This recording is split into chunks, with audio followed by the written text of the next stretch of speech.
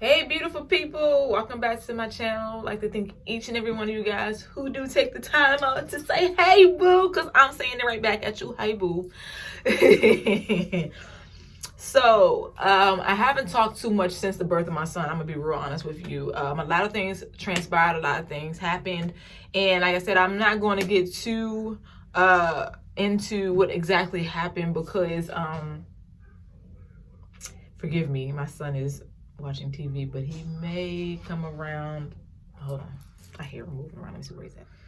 Lord, that little boy. So I'm glad I checked. He got elderberry juice all over the couch, and you know elderberry juice stains, y'all. So I had to like clean up real quick. My bad. But I'm back. He's watching Peppa Pig. That's his show, and Akili and me, and Bino and Fino. Like those are like his top 3 right now. He's an interesting child, sprouting like a seed. But anyway, let's go back to the journey. Like I said, I was being very silent. I didn't like to speak too much because the father of my child is very he's very private, and I can respect that. You know what I'm saying? I'm not gonna sit here and be like, oh, why you don't want to talk about things socially online. I respect the fact that he's a private individual. However, for me, like I said, I feel like if there's something that I can speak on that maybe will help somebody else's experience, because like I said, maybe I've been through it, then I'm down to talk about it. And I'm not that enclosed, so we're like 2 different people on that path. So it was an interesting situation. So out of respect for the relationship, of course, I didn't speak a lot on our child and things like that, because he was just a very private individual. In the midst of all that, I kind of lost my voice. You feel me? Like I literally lost my voice as to who Brandy is. I got lost in that, becoming just as private as he is. So it was a challenge for me. I felt like I was kind of entrapped. And again, I had to really search deep to figure out what is it that I really want. When I ended up becoming a mom or being pregnant with my son, I wasn't really searching for my voice at that time. I literally was only focusing on being a mom and or becoming a mom. I did want to document a little bit more. Unfortunately, I didn't, but that's that. So back to kind of like the breakdown. So for me, 2020 will probably be a very, very strong transitioning year, because I literally, for the best words that would describe it, I've become more in tune with who I am as a person. I feel like, I'm a Cancer. I'm always going to be this over nurturing individual. I think me being like a true Cancer, and people don't like that whole zodiac thing, but I'm gonna keep real. I feel like I'm just like a true Cancer. We love unconditionally. We're very caring. Oh fuck, hold on. So I'm trying to tell you, like, this is real. The whole TV fell on the floor. I thought my child fell on the floor, so excuse me for rushing, like, for real, but all is good. So, again, I'm a crab, I am one of those people who unconditionally love, and I think when I do that, I forget myself. I think becoming a mother makes you even more of a nurturer who forgets about yourself, because now you're taking care of a whole part of you. On top of that, you're like, for me, of course, I was with the father. I'm with the father of my child, so it's like I'm taking care of everybody but myself. I'm cooking, I'm cleaning, I'm breastfeeding every 2 hours. Like it was so much, man. I literally lost all of that. Like I lost who I was. I forgot to love me. I found that I became more of a complainer because I was stressed out, and I felt like sometimes the people who you expect to be your bigger support system when they're not on the same level as you are when it comes to what you need, it becomes a very, very taxing situation on you, mentally, physically, spiritually, and emotionally. So for me, I don't know how to explain that. I ended up being very still, I guess, in a sense. But I think what made it worse was, okay, I was a stay-at-home mom. Things were working out well, but we kind of gotten to a point where things were not quite as even on the plane of like the mental stability of the home. So, of course, eventually I was told like I had to go back to work, and I was like, do you see how much work I'm putting into this household? Like, that's work too. You know what I'm saying? Like, I was so tired. But I didn't complain too much. I ended up going back to work, part-time at both of the jobs again. And, I didn't work a lot, but it was still a lot for me because, again, breastfeeding mom, taking care of a whole household, trying to nurture my own inner self was just put to the back burner. Like, I'm just gonna say it for what it is. Like, it was just thinking about working. Like, I literally would go to work at like 4:30 in the morning, my G, like, for real. And I would get off at like 11. I would pump milk before I got off, and at 11 I would go drive home to drop off the milk, get right back in my car, dress for the second job, go there and get off at 10 o'clock at night. Like that. That was basically like how my situation went after my child was about 4 months. And it was very taxing to me, and it was very difficult. So therefore, all my relationships that I had, no lie, I was just complaining a lot because I was tired, And I think a lot of times when you're drained or you're exhausted, I feel like I'm trying my best to like internalize and bring it out so that you can kind of understand how I felt. But basically, not only was I stressed out, the father of my child was also, working really hard too and going to school, and it was a lot. Like, it was a lot, man. Like, no lie. I don't even know how we got through those phases in life. But eventually, it became very difficult to the point where we were not getting along at all. And again, here I am being a nurturing individual trying to grow my relationship back. And it didn't work out the way I really expected it to. And like I said, I'm not going to bash anybody. I feel like every tower moment is putting your life to, I guess you would say, when the tower crumbles and all these things go down and your tower just falls. It gives you an opportunity to rebuild that tower. And I feel like for me, every tower moment that I've gone through, I've learned to rebuild my structure and start over. And every time it crumbled, I would make it stronger. So the valuable lesson in, becoming a new mom, having all these newer experiences and not really nurturing and taking care of myself and taking care of everybody else and losing friends, and it was a lot, man. So I ended up separating myself, and I became very quiet.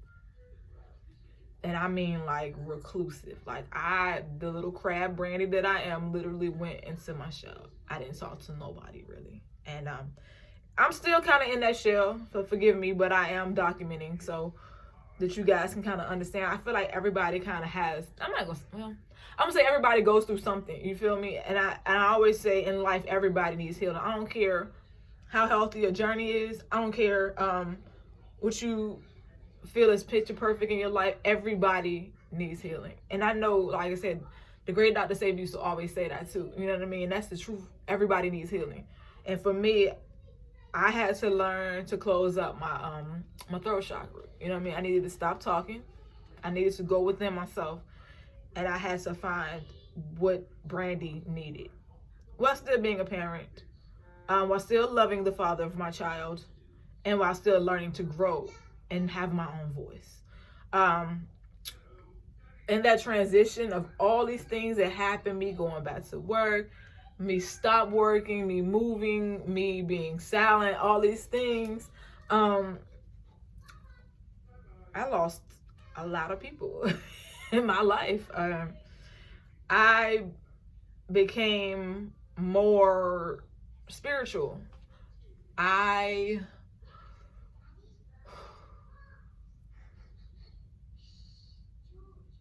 my stress, gained a lot of weight. And I really wanted to shed some light on, what I'm doing for 2020 and what I'm going to do going forward. So when I was pregnant with my son and I gave birth, I was 127 pounds, 137 pounds when I was pregnant with him. I only gained 10 pounds throughout my whole pregnancy. He weighed 6 pounds, 7 ounces, 12 inches long. That's right, 6 pounds, 7 ounces. I don't know how long he was. I think it was 21. But 6 pounds, 7 ounces. When he came out, I was 114 pounds during the breastfeeding process. Started to emotionally eat when I really started to go through the transition with us both working and being stressed out. I gained another 20 pounds. And here I am literally sitting down and I weigh, I was 114, now I weigh 149. I gained a lot of weight. And the crazy thing about it is, when I was following the Sabi diet, I don't want to say Sabi diet because it's not a diet. When I was on the Sabi lifestyle journey, it was dope. It was beautiful. And I felt better on the inside. I felt a lot cleaner. And I felt like, the brain fog wasn't completely gone. I could think clearer. I cannot get my words out right now, but when I was on that journey, I was a lot clearer mentally, physically, spiritually, emotionally. I was more activated. Now I feel like cluttered. So what I wanted to basically speak on, you guys, is my new journey. So my major goal right now is to be the best version of myself, grow and, find my own sense of self, or my own sense of independence, and stop worrying. I guess in a sense, kind of like what's the best word to describe it? Love everybody, but in the same respects, really to take care of myself a little bit more than taking care of everybody else. Of course, I gotta take care of my son, like that. That's a given. But I mean, just find my voice a little bit more and grow.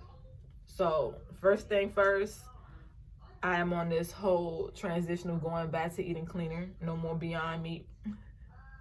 No more, vegan junk food. No more sugar. I'm going to put a post in there y'all. So, yes. I have picked up 30-something pounds, y'all. And that's just because I feel like stress is the number one thing, and then you start to emotionally eat. So as you can see, I just came from the Sugar Shack, and they have vegan donuts. This one is a caramel macchiato, and then I've got a Samoa in there. And then I'm sipping on a coconut lavender vanilla latte. It's coconut based, but it's really good. So yeah, I'm on this whole vegan journey, but this is how I gain my weight, y'all. So of course, today will probably be the last day that I do this, and I'll start over again because I have a whole bunch of veggies and fruits in the back seat right now. And I'm about to do a lot of smoothies and salads and just do a lot of cleansing and get back to, the way I used to be. But yeah, caramel macchiato donuts and Samoa donuts have been part of the weight gain. Again, as I go through things, I feel like, I became like an emotional eater. And that is pretty much why I picked up so much weight. This is the Samoa donut, y'all. So, yeah, this is like the last cheat day. And this is not really a cheat day. I mean, this is, I don't know, I don't know. It's not really I just changed back. I need to go back to my lifestyle. I think that's the best way to describe it. But yeah, I have my little Samoa donut, and it's just absolutely amazing. It's gonna be the last one. Yo, I've been eating so bad. Like, I've been eating like vegan donuts and like I said, Beyond Meat, no Impossible Burgers. I'm really like anti-soy, but a lot of sugar, a lot of processed foods that are vegan. Like, just don't think because you vegan you can't pick up this weight, my G. Because I looked at myself and I'm like, yo, I literally looked like myself before I went to Honduras, and I'll shoot a picture of that too. But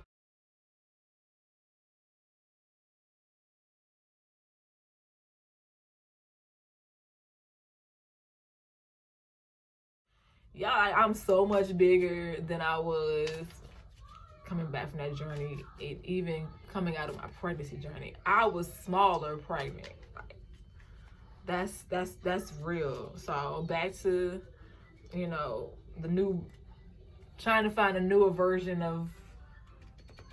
I'm growing in a sense. I'm fine tuning myself, becoming a better version of who I am.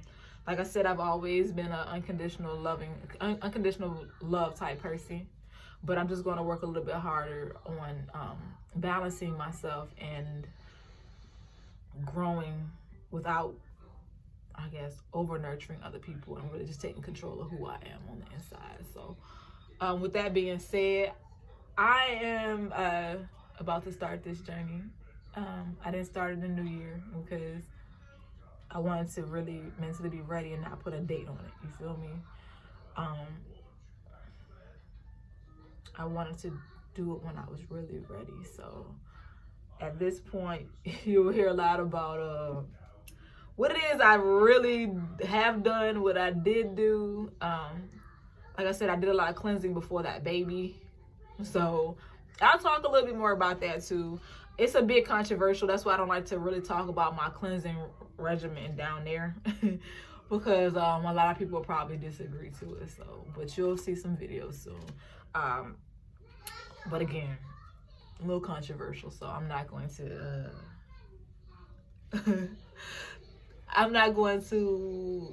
I won't expect anybody to be like, oh wow, that's awesome. But it's my journey. This is what I did. So again, it's transparency. It's who I am, and I don't regret anything that I've done thus far, because if I did, I wouldn't be able to improve and become a better version of myself. So there are mistakes that I've made. Again, like I said, we're beautifully human, and I always feel like if you've made mistakes, what are you willing to do? Like, are you willing to grow and become a better version of yourself? Or are you going to continue to be stubborn and stuck in that mistake? Or are you going to continue to make more and more mistakes based off of your actions in the past? So for me, I don't want to be that person.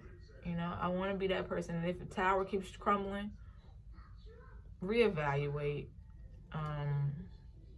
Try to figure out what you did along the structural lines of building that tower, so that you don't continue to have towers that consistently crumble. You know,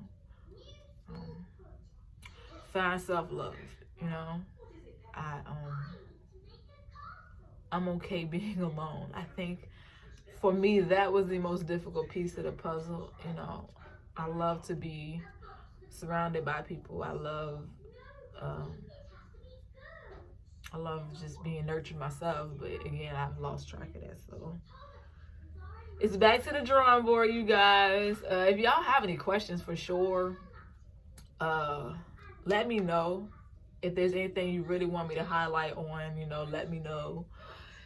Like I said, there's so many subjects I could talk about. That's why it's really hard for me to speak about this journey, because it's so many different facets of it. Like, and I feel like I'm going around in circles just speaking, because this has been a interesting 5 years for me.